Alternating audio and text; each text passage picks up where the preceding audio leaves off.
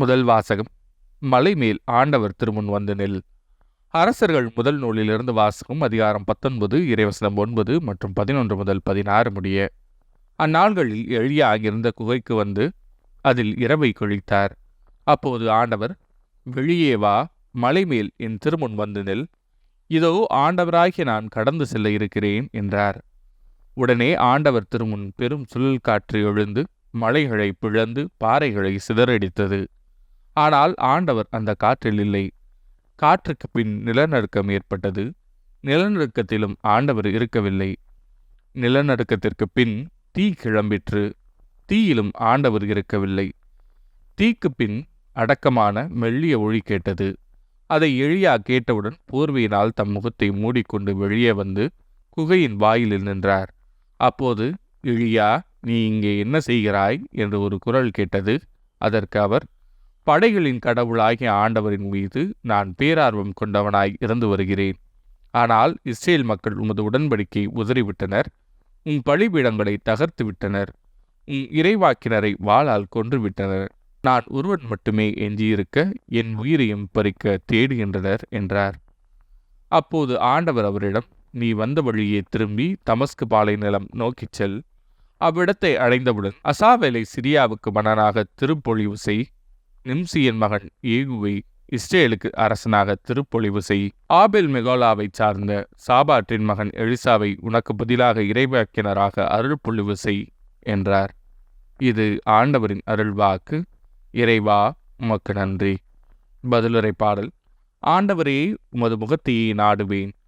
ஆண்டவரே, நான் மன்றாடும் போது என் குரலை கேட்டருளும். என் மீது இரக்கங்கொண்டு எனக்கு பதிலளித்தருளும். புறப்படு, அவரது முகத்தை நாடு என்றது என் உள்ளம். ஆண்டவரே, உமது முகத்தையே நாடுவேன். ஆண்டவரே, உமது முகத்தையே நாடுவேன். உமது முகத்தை எனக்கு மறைக்காதிரும். நீர் சினங்கொண்டு அடியேனை விலக்கி விடாதிரும். நீரே எனக்கு துணை. என் மீட்பராகிய கடவுளே, என்னை தள்ளிவிடாதிரும். ஆண்டவரே, உமது முகத்தையே நாடுவேன். வாழ்வோரின் நாட்டினிலே ஆண்டவரின் நலன்களை காண்பேன் என்று நான் இன்னும் நம்புகிறேன். நெஞ்சே, ஆண்டவருக்காக காத்திரு. மன உறுதி கொள். உன் உள்ளம் வலிமை பெறட்டும். ஆண்டவருக்காக காத்திரு. ஆண்டவரே, உமது முகத்தையே நாடுவேன். நற்செய்தி வாசகம். ஒரு பெண்ணை இச்சையுடன் நோக்கும் எவரும் தம் உள்ளத்தால் ஏற்கனவே அப்பெண்ணோடு உபச்சாரம் செய்தாயிற்று. மத்தேயு எழுதிய தூய நற்செய்தியிலிருந்து வாசகம். அதிகாரம் 5 இறைவசனங்கள் 27 முதல் 32 முடிய. அக்காலத்தில் இயேசு தம் சீடரை நோக்கி கூறியது, விபச்சாரம் செய்யாதே என கூறப்பட்டிருப்பதை கேள்விப்பட்டிருக்கிறீர்கள். ஆனால் நான் உங்களுக்கு சொல்கிறேன், ஒரு பெண்ணை இச்சையுடன் நோக்கும் எவரும் தம் உள்ளத்தால் ஏற்கனவே அப்பெண்ணோடு உபச்சாரம் செய்தாயிற்று. உங்கள் வழக்கன் உங்களை பாவத்தில் விழச் செய்தால் அதை பிடுங்கி எறிந்து விடுங்கள். உங்கள் உடல் முழுவதும் நரகத்தில் எரியப்படுவதை விட உங்கள் உறுப்புகளில் ஒன்றை நீங்கள் இழப்பதே நல்லது. உங்கள் வழக்கை உங்களை பாவத்தில் விழச் செய்தால் அதையும் உங்களிடமிருந்து வெட்டி எறிந்து விடுங்கள்.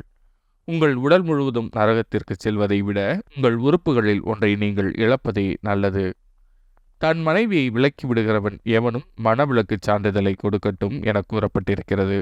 ஆனால் நான் உங்களுக்கு சொல்கிறேன், எவரும் தம் மனைவியை பரத்தமைக்காக அன்றி வேறு எந்த காரணத்திற்காகவும் விலக்கிவிடக்கூடாது.